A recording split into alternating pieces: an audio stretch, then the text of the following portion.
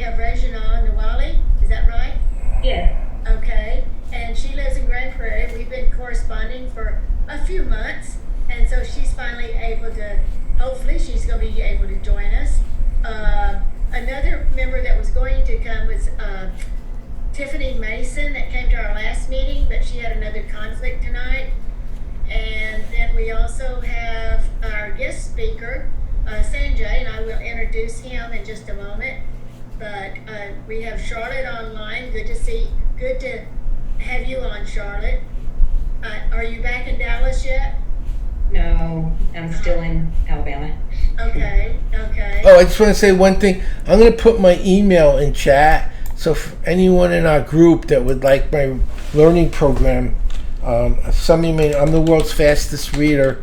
I'll give it to you as a gift for being part of the club. That's my email. Just send me an email because I have to send you the link to the email. I'm not selling anything. I'm just giving it to you as a gift. To thank you for being part of our... Sanjay, you can use it also. It'll double the rate at which you read. It'll help you... I wrote my last book in 5 hours. It'll help you speed write, memorize, and just the way to... I mentioned I'm giving this to someone else, and I know some of you are just coming in, so I don't want to exclude you either. I want to be fair to everybody. So, we appreciate that. yeah. So, I will definitely, yeah. I'll definitely It's to thank you for being part of our group, and that's something I can do to help you. So that's just a little something. And then if you know any wounded warriors, I'm going to set up a link soon. And every fall, I do a free program for the wounded warriors. They have a 20-person-a-day suicide rate.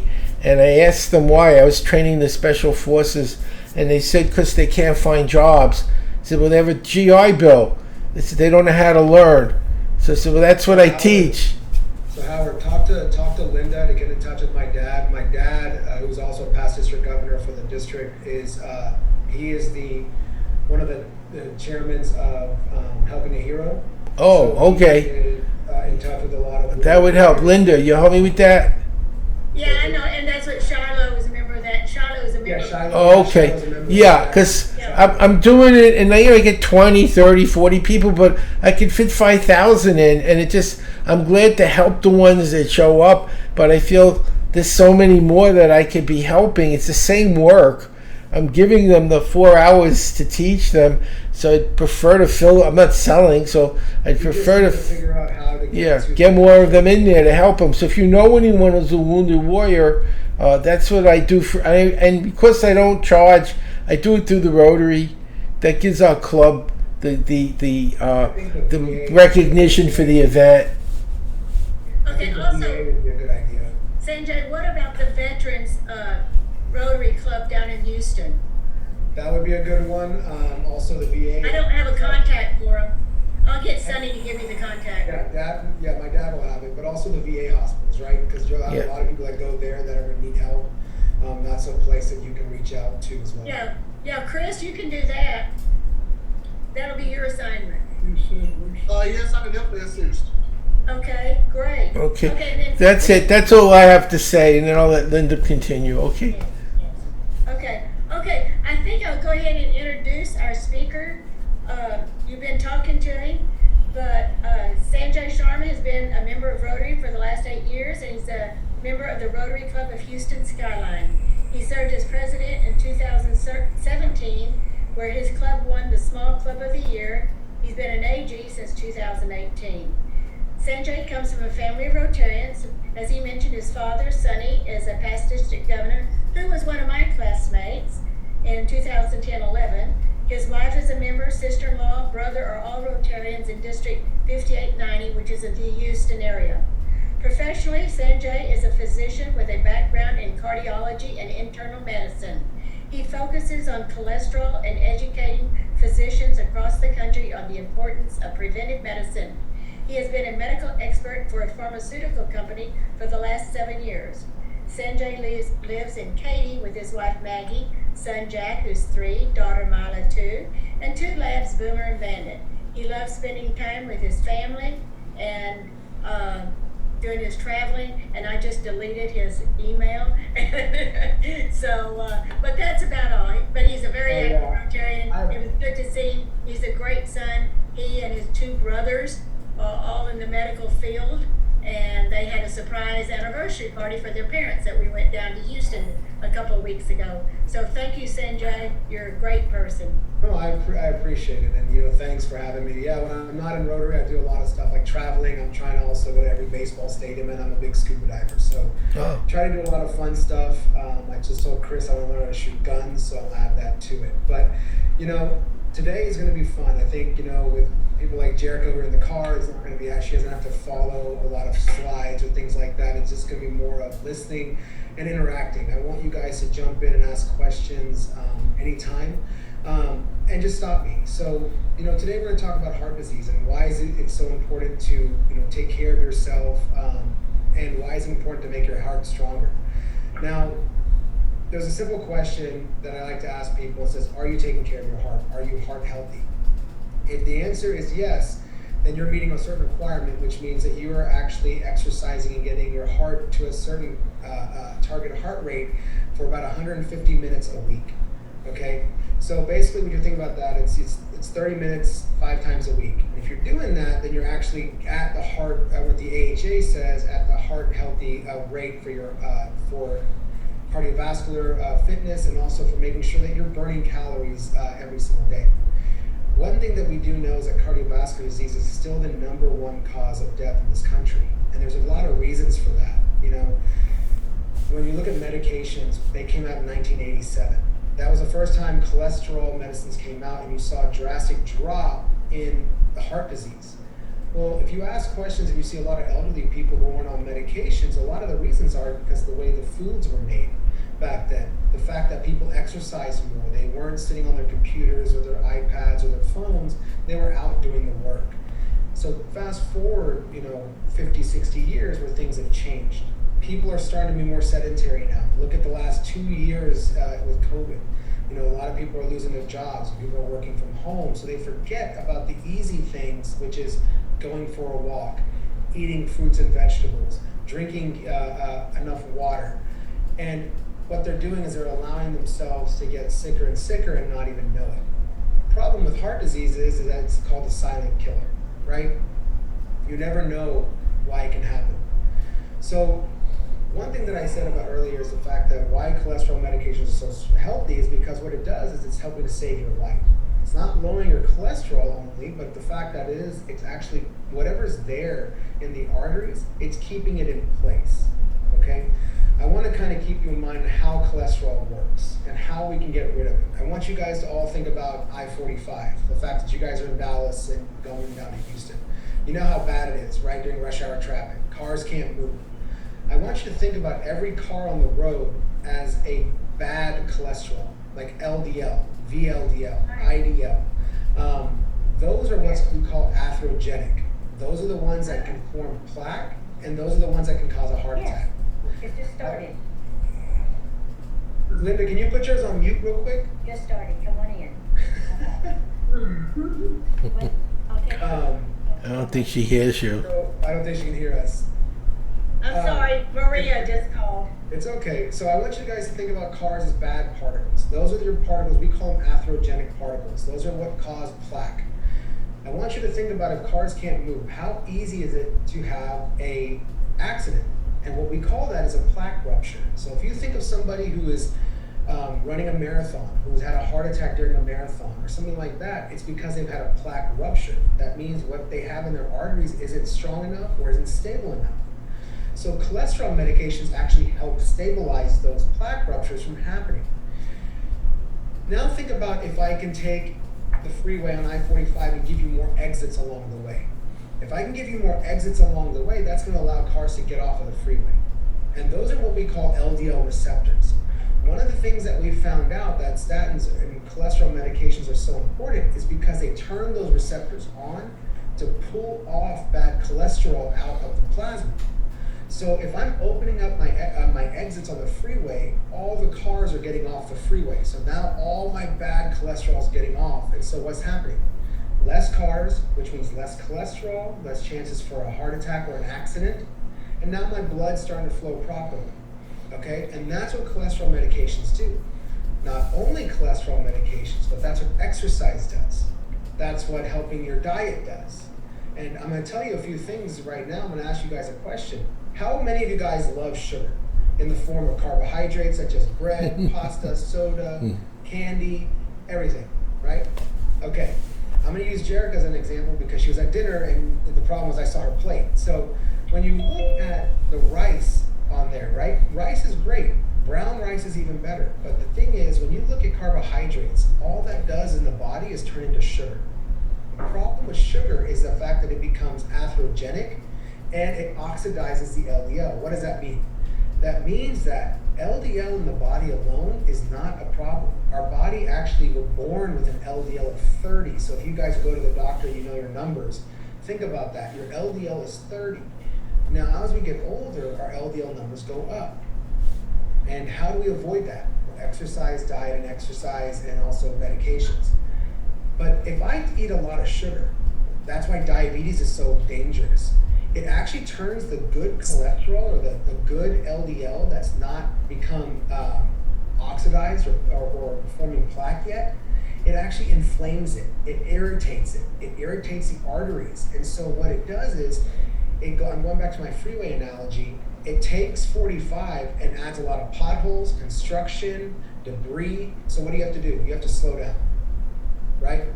If you slow down, that leads to more accidents. So what we're trying to do is we're trying to take off all the construction, the potholes, and the debris, and that's by getting rid of sugar.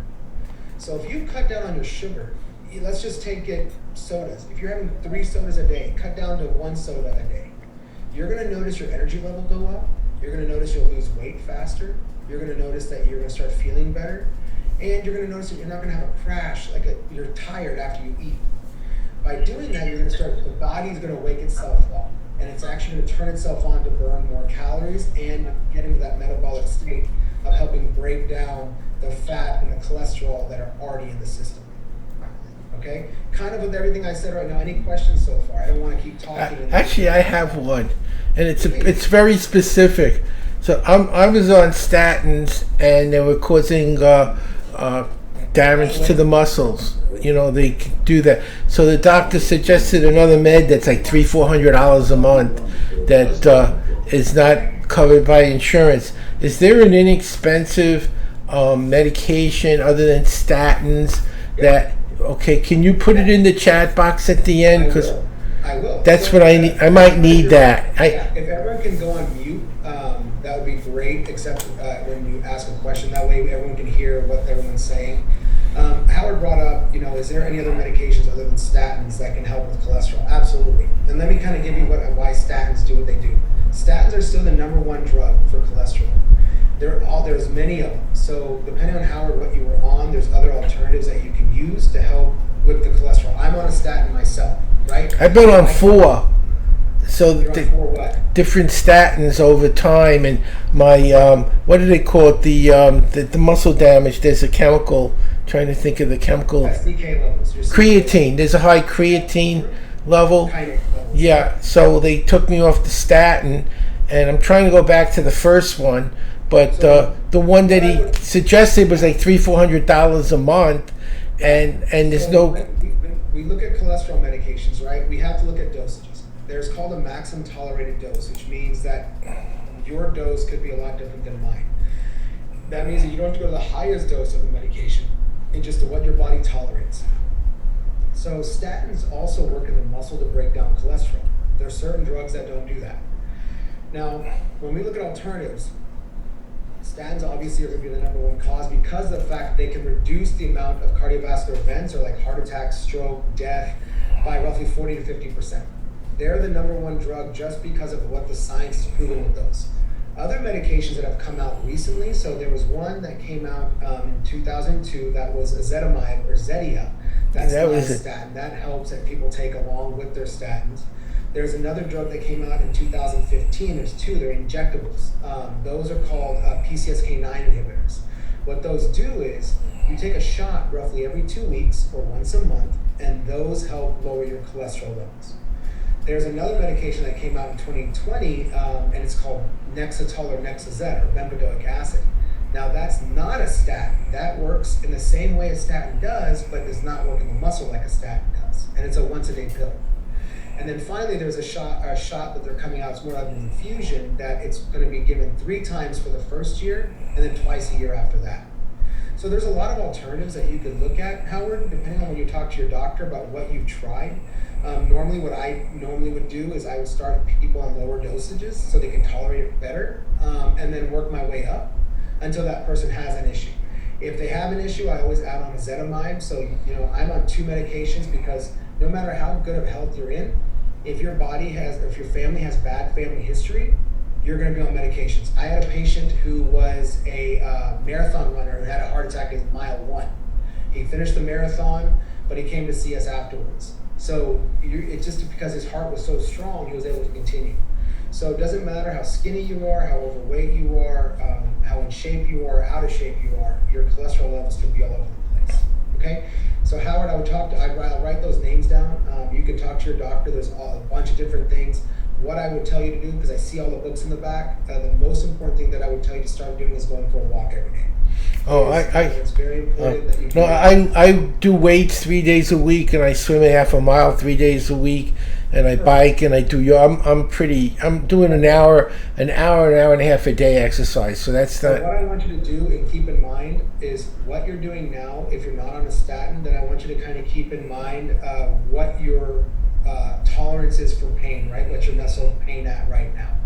If you notice that it stays the same when you're on the medication, great. If it goes up, then you'll know the medication caused it. One thing I would tell everybody here to do is if you haven't gotten one already, and you have a family history of heart disease, is get something called a calcium score. Calcium scores are about $120. They're not paid by insurance, and they're about a 5-minute CT scan. There's no dye, no IV, nothing. And what it does, it shows how much hard plaque is in the arteries of the heart. Why do I say that's important? If we have already hardened plaque in the arteries of the heart, there's a good chance that we have it everywhere else. What people forget is that if we have plaque in the arteries of the neck, in the arteries of the lungs, in the arteries of the legs, those are all considered atherosclerotic cardiovascular disease and can lead to a heart attack or a stroke. So by getting a calcium score, it puts us in a percentile of where we need to be, also in the comparison to people who are our age. When it does that, it will show us, okay, how do I need to be, what medications do I need to get on, and how aggressive do I need to be with cholesterol. Okay?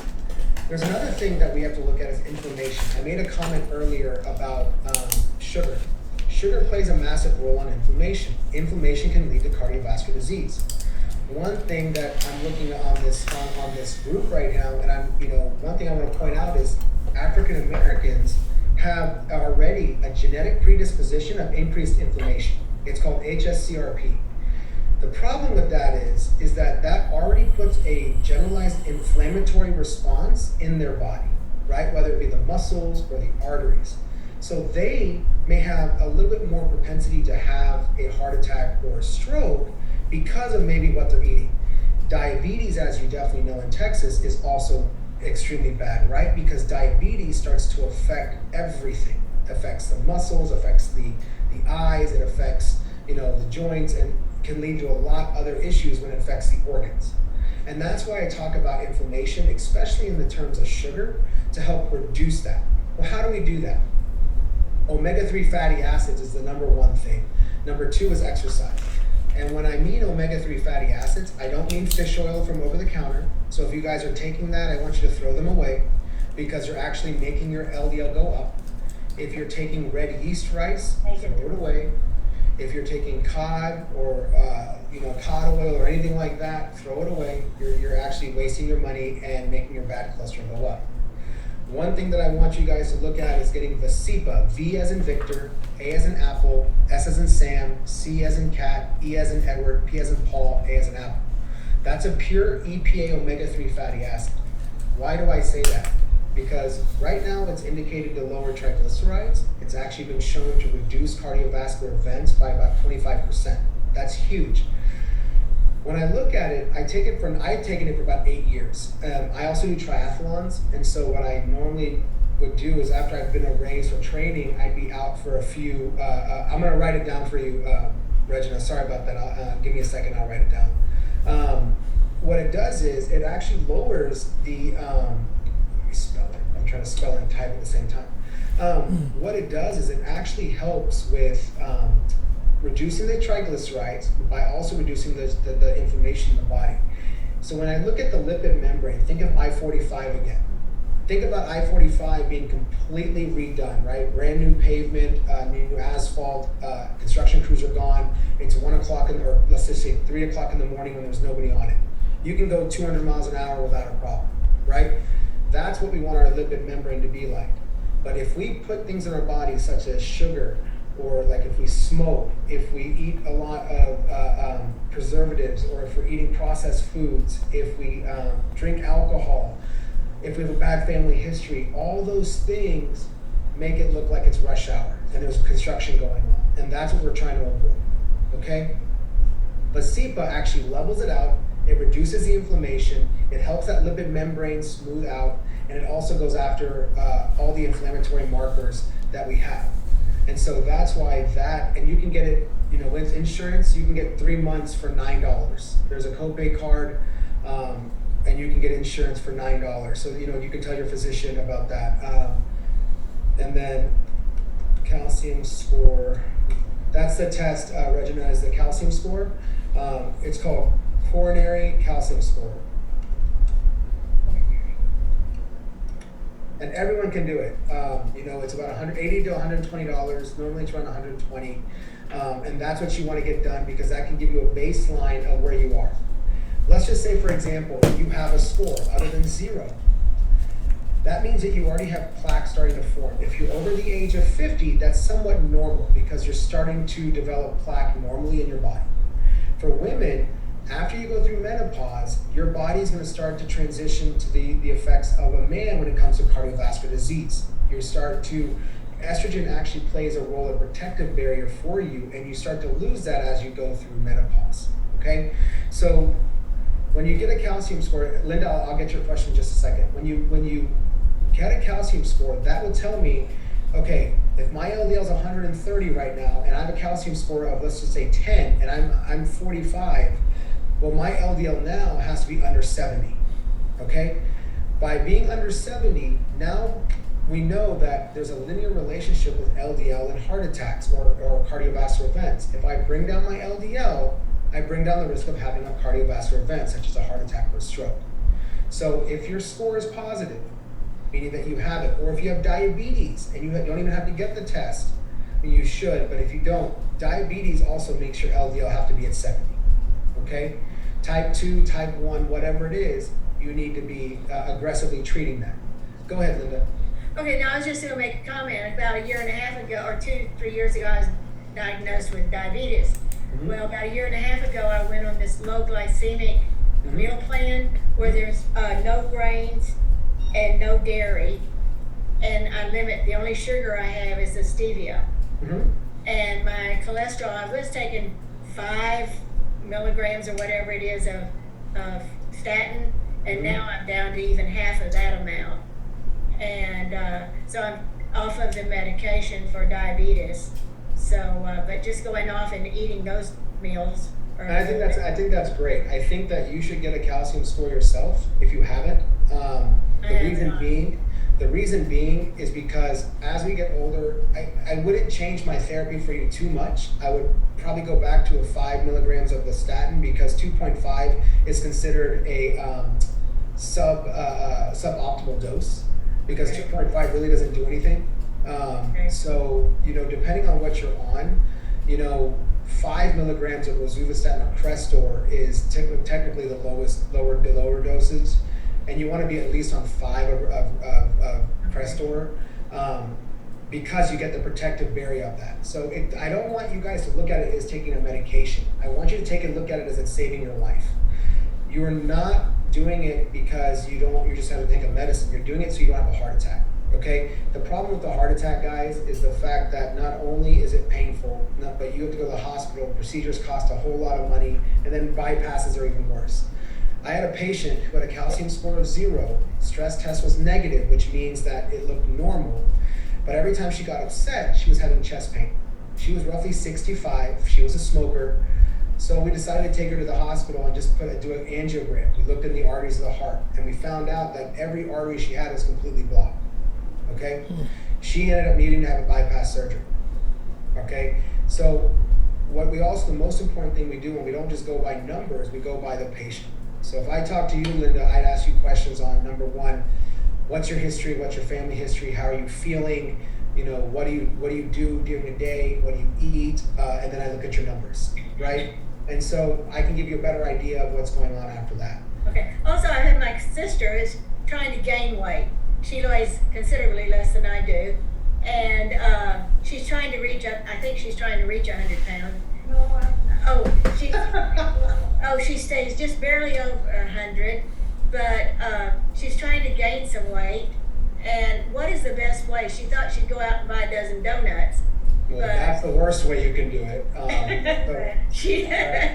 So one thing, David said he'll save her. They both ate donuts this evening when I got here. You know, I don't think I've weighed 100 pounds since probably third grade.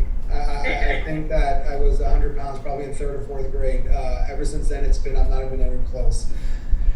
The easiest way to gain weight is actually talking to a nutritionist, because of the fact that you have to eat properly, and it's more protein than anything else.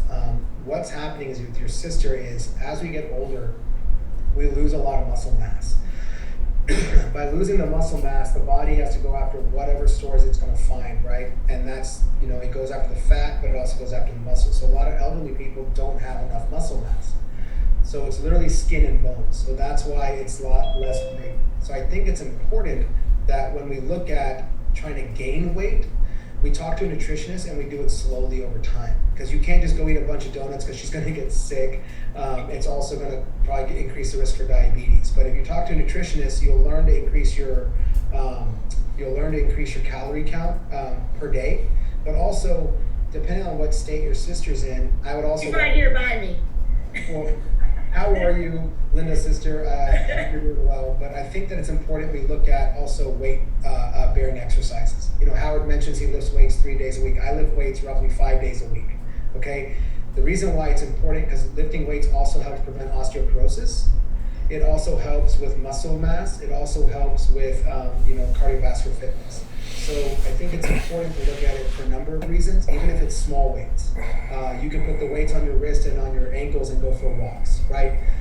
Going up and down stairs, things like that. But it's weight-bearing exercises that I think are also important to help with slowing down osteoporosis and also putting on muscle mass. Yeah. Well, she walks, I don't know, 2-3 miles a day. We go to Disney World, we'll walk an average of 50 miles over 6 days, 7 days. You're doing a lot of cardio, right? Your body, you're burning. She does a lot of cardio. I don't. The problem is she's burning more calories than she's probably consuming. She probably doesn't eat that much.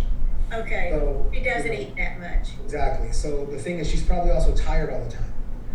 No, she's not. Well, That's the thing. Normally people are tired when they're working off way more calories than they're consuming. Okay. Well, she's 87. Yeah. So again, what I would do is I talk to a nutritionist. I work on slowly increasing her calorie count and caloric intake, and that way, slowly keep me. I'm not going to tell you to stop walking. Don't do that. No. Just pick up the calories a little bit. Okay, and she doesn't take any medication, so. Well, that's great. Wow. A lot of the people in the generation didn't have to, right? But also the fact that when they go and get looked at, then we find out there is some subclinical disease that needs to be addressed. But normally with 87 and above, I normally don't do too much, depending on what it is. I can try to manage it medically, and that way it's a lot easier for the patient as well. I went to give blood last week, or a couple of weeks ago, but they couldn't do the apheresis. They said I didn't weigh enough. And that's the first time I've ever been told that.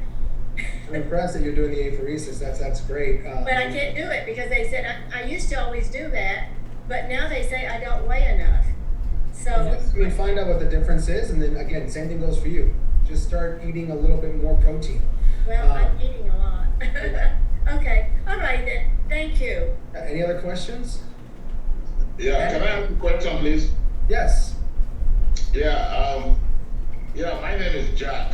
I love your name, by the way. It's my son's name. Thank you. Great name. Yeah, you see, presently I suffer high blood pressure and diabetes.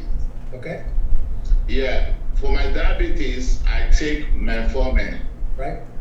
Yeah, and I would say it's been helping me because, like what my doctor says, he said whenever I'm above 125, I'm diabetic. I don't know how true is that.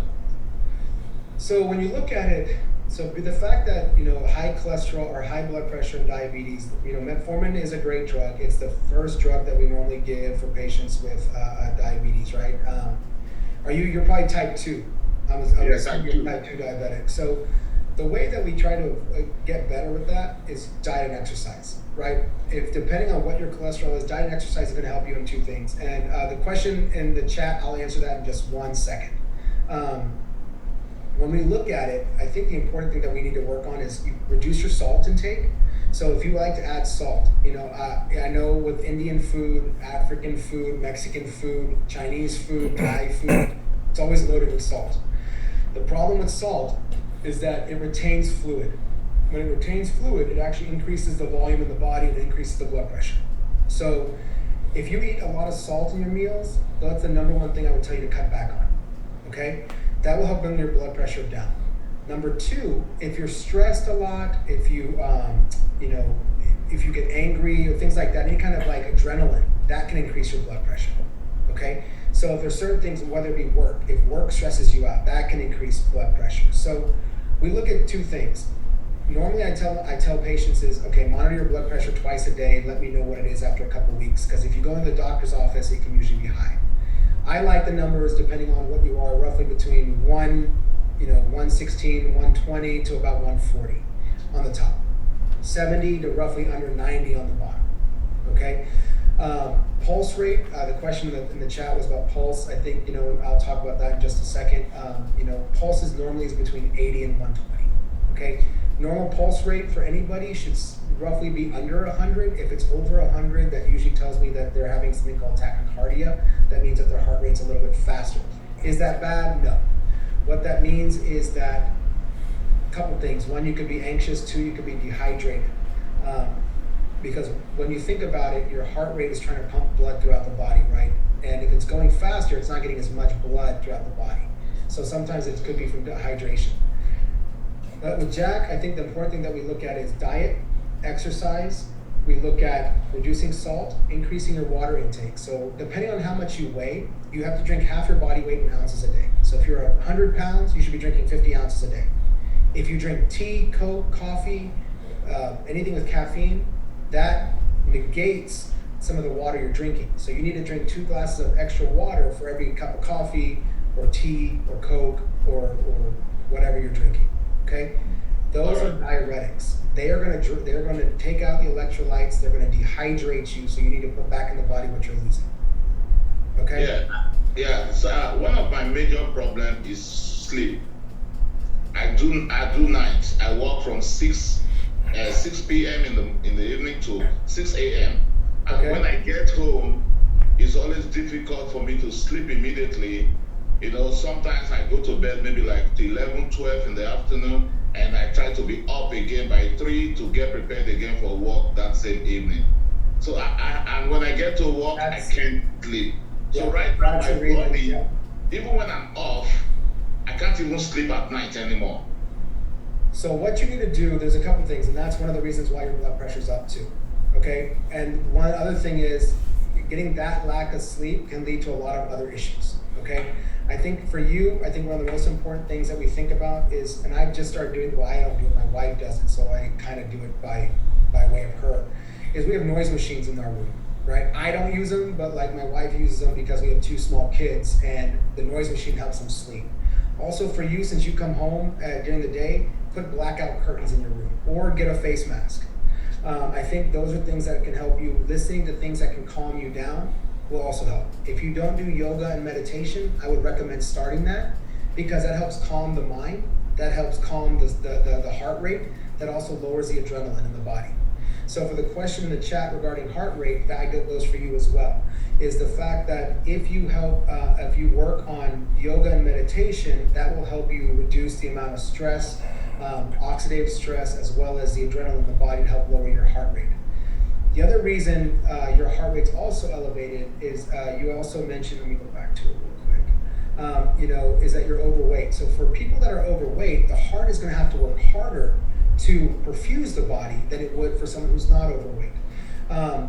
Let me give you an example. In the last 3 months, I've lost 37 pounds. Okay, so for me, I went from being someone who's getting tired a lot, and also my heart rate was elevated to where now it's more under control. It's more to where I'm sleeping better. Jack, I'm trying to get at least 7 hours of sleep.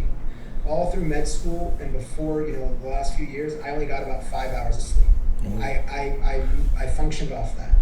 But that's also a problem with weight loss, right? You don't lose weight, it increases your blood pressure, it increases your stress.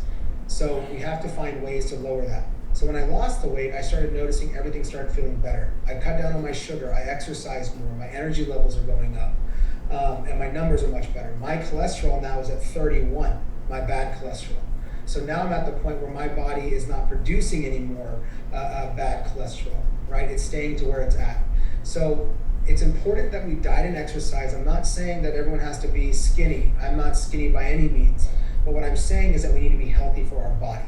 And I think it's important that we all try to strive for at least 3 to 5 times a week of exercise of at least 30 minutes at target heart rate. And I think that when we look at that is that we try to figure out how we're going to continue to burn calories throughout the day. Drinking at least half of our body weight in ounces of water a day is important. And also looking at yoga and meditation is going to be important because we got to find ways to lower the adrenaline. So I hope in the chat that answered your question. Jack, I hope I answered your question as well. Yeah, very well, very well. But I have one last question, please. I ask as many as you guys need to. Please, don't be shy. Yeah. So what is the best cardio exercise? It depends what you like to do. So I'm not going to tell you, I can go out. I used to go, before I got married, I'd go out and run 10 miles, and then I would swim. And so, for me, I'm trying to get back into that. So for me, it could be different. For you, start with walking. So you work nights. The hardest part, what do you do if you don't mind me asking? I'm a machine operator. So, okay, so you're pretty much on your feet a lot, right? When you're Yeah, doing yeah. this, you're pretty active. So Yeah. for you, we got to figure out something, maybe getting on a bike and maybe biking. So when you come home, maybe going for a bike ride in the morning when it's not hot.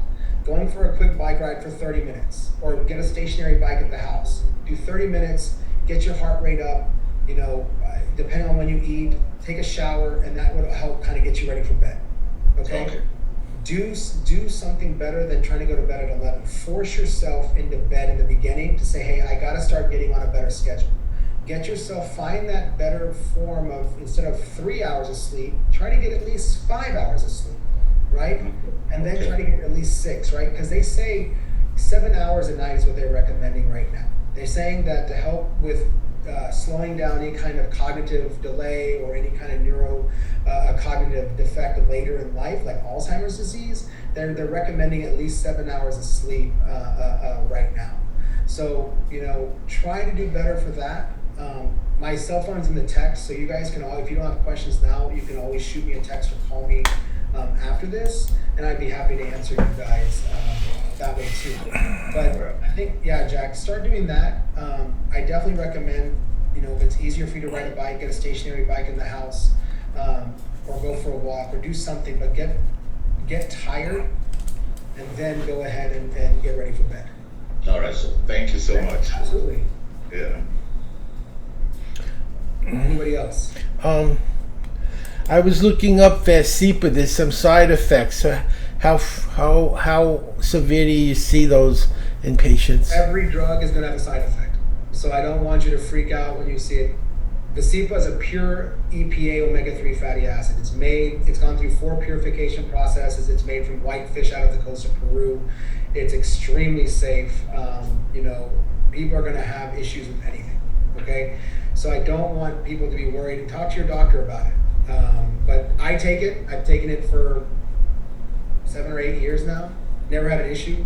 And so again, it's extremely safe. And if you look at since you read, if you go back to the JELIS trial, JELIS, it's a trial out of Japan, and basically what it's doing is it's showing Japanese who have better cardiovascular fitness because they eat more fish than the average person here in the U.S. Yes, that's true. The fact that this is kind of the equivalent of that by saying, you know what, we don't eat that much fish, but this gives us that pure EPA that will do exactly what the fish does with helping with oxidation and inflammation.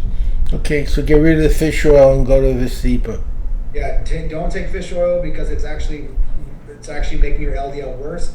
You probably have bad burps. It probably gives you a lot of reflux, and you probably have to put it in the fridge. My problem is my liver makes the cholesterol, so even when I'm fasting, it's up. It's not a food. Yeah. So you just have, the thing is with cholesterol is you probably have either a genetic predisposition or you just have bad cholesterol. So depending on what you're eating, work on your diet right now since you're not on any medications.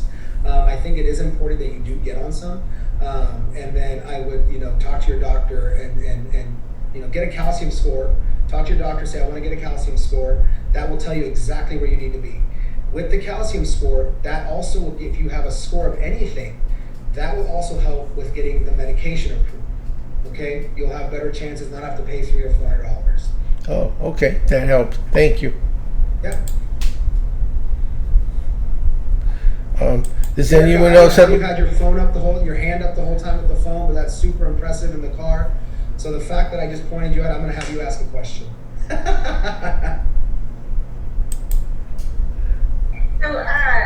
So I'm just listening and taking screenshots. So I'm the one that asked about the high pulse rate because I've always had that as a kid. So the thing is, we can have that as a kid, and it happens a lot of times with women also. A lot of times it can be from anxiety. So if people are anxious, if you're an anxious person, then your adrenaline level is already elevated. So one thing that can work with you, let's say we stay away from medication, okay? If we stay away from medication, caffeine makes it worse, stress makes it worse, lack of sleep makes it worse, and then high incidence of like adrenaline. So like high anxiety moments or exciting moments that can make your heart rate go up. So how do I bring that down? One easy way is deep breathing exercises. If you do this about 8 or 9 times in a row, about 3 times a day, that can help lower your heart rate. And it's basically what you do is you take a deep breath in for 4 seconds, you hold it for roughly 7 seconds, exhale for 4 seconds, hold it for 7 seconds, and that's 1 time. So that does help because if you take a deep breath, you'll notice your heart rate starts to really slow down, okay? And that will help lower adrenaline level in the body. And that's what beta blockers do. That's what these medications do. So beta blockers help lower the heart rate by decreasing the adrenaline level in the body, okay? So it gives you that calm feeling, okay? The other issue is if you're anxious, there's other anxiety medications that can help with that as well. But that is, if you don't want to be on medications, the number one way to help fight anxiety is exercise.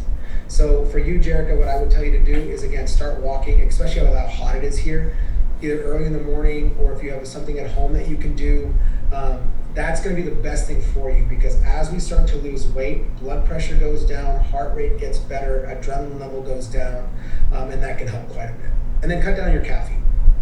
And I also read that a 30-minute workout gives you the equivalent of a Xanax in terms of the relaxation that it produces. What it does is the body actually emits hormones and stress hormones when you're exercising, right? It's actually going to combat what those stress hormones are, like cortisol.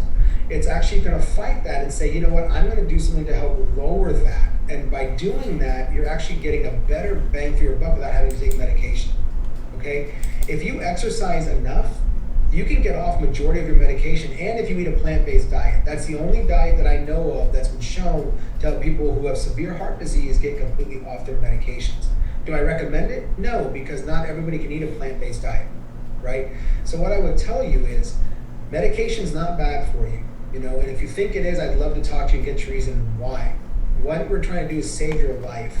And I take a look at it, I try to be more proactive and preventative rather than having to wait till something happens to where I'm saying, now I'm going to get on medication.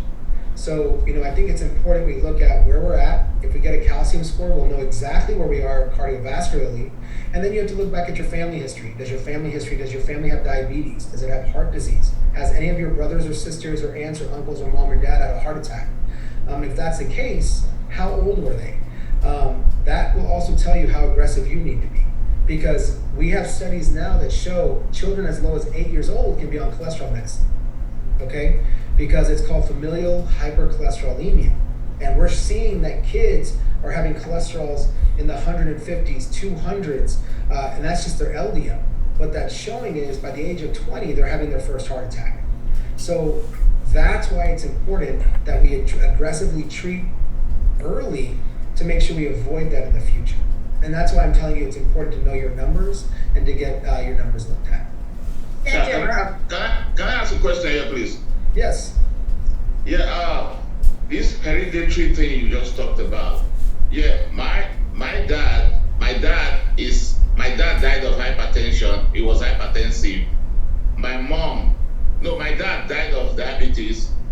He was really diabetic. My mom died of hypertension. In fact, she had stroke and died. And I happened to be their first child. I first knew in my life. I'll guarantee you right now that you need to be on medication because of the fact that your family history is so strong.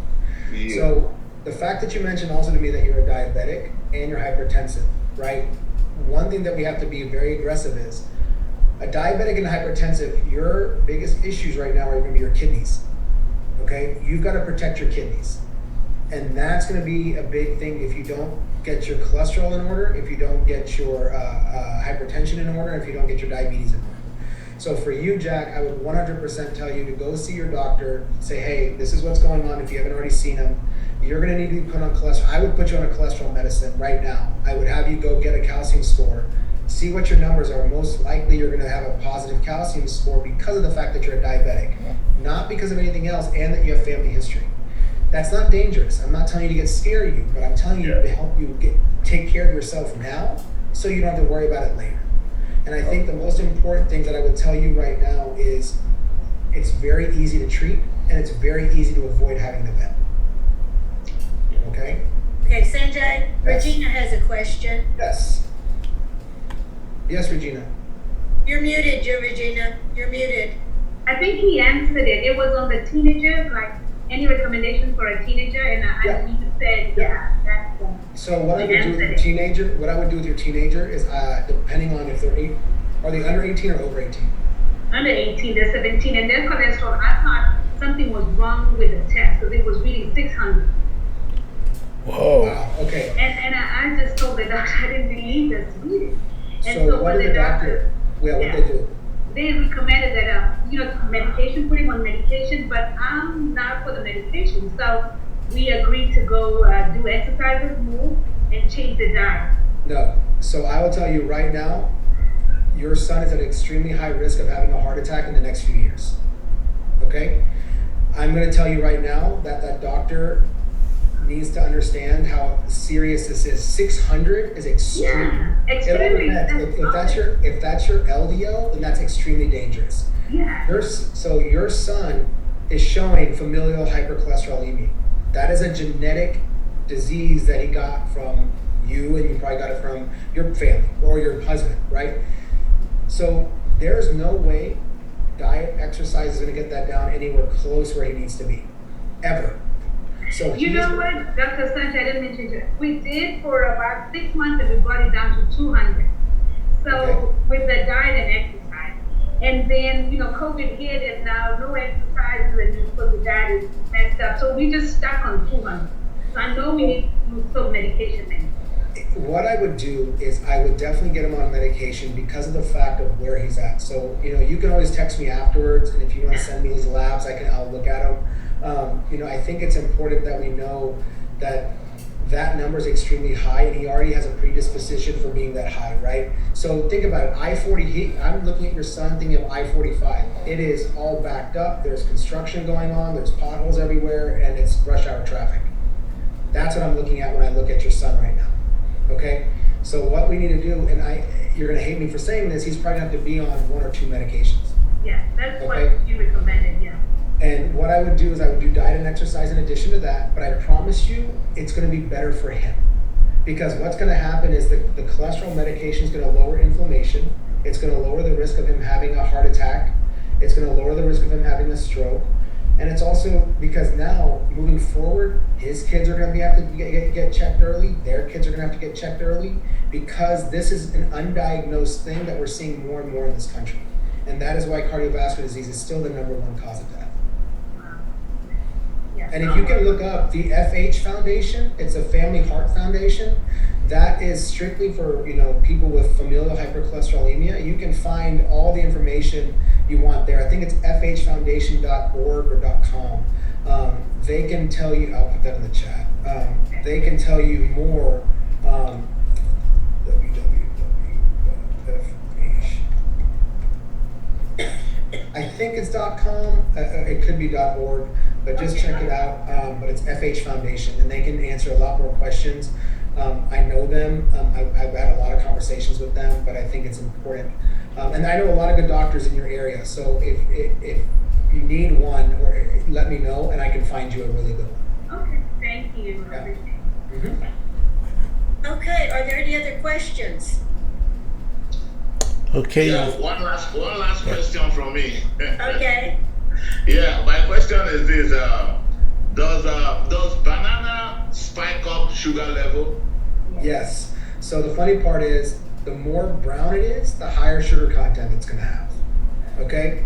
The other problem with banana is that it has a lot of potassium. So you don't want to eat too much potassium, because then you can affect the electrical activity in the heart. So I would just keep it to one banana a day. For you, I would cut it to half. Because remember, you want to lower your sugar content. And Jack, we can take this offline if you want to call me afterwards. We can talk more, because I do like to know kind of what your diet is, and Okay. we can always cut back on that. If you look at it, if you eat a lot of, like with you being a nighttime worker, if you get fast food, or if you just eat a lot of processed foods, that's going to be high in sugar and high in. I do that most times. Yeah, and so one thing that I would recommend you doing, and I do it myself, is meal prep. You make your food. You make your food for the week. Spend one day a week cooking food that's healthy. Vegetables, you can put a cup of rice or a half cup of rice, and protein. Do that every day. You'll start noticing your energy level go up, your body weight will go down, your diabetes will get better, your blood pressure will get better. All right. Okay. Thank you so much. I think it's That's time for good. David and Bernice and I to go eat. Okay. So I will. No, this has been very good. I appreciate you, Sanjay. Yeah, it was very good. I'll do the 4-way test and close out the meeting then. So the 4-way test are the things we think, say, and do. First, is it the truth? Second, is it fair to all concerned? Third, will it be goodwill and better friendships? Better friendship. Fourth, will it be beneficial to all concerned? To all concerned. And will be fun. This was really good. I appreciate. I may call you. So I have some.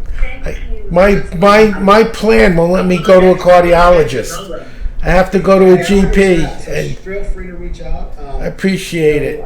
We're all Rotarians, man. Service comes in all forms. So Thank you. whatever you guys need. Thank you, everyone, and thank you, Sanjay. It was very. I think everyone got a lot of good information tonight. And Wendy, I love your background. So the fact that you've got you've got the fireworks, I love it. She's a fire inspector, and she did that at one of the fireworks shows that they paid her to go to. Wendy, we thank you for your service. I have a lot of close friends that are firemen down here, so thank you for your service. And Maria looks like she's at a party or just got done at a party with her picture.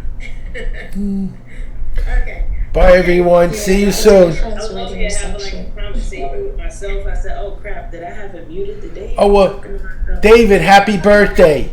Happy birthday, David. It's your birthday coming up, right? Last week. Oh, mine's this week. Yours Oh, been happy yours. belated. Happy Yeah. birthday. Okay. If you Okay. guys are ever in Houston, please feel free to come to one of our meetings. Give us a call. We'd love to see you guys. If you're near Orlando, if you go to Orlando, let me know. Oh, I still have to pick up my shoes I left at your parents' house. Okay. Roshan was supposed to mail them to me, but he hasn't mailed them yet. All right, we'll get it to Remind you. him, would you? Yes. Bye, everyone. All right, guys.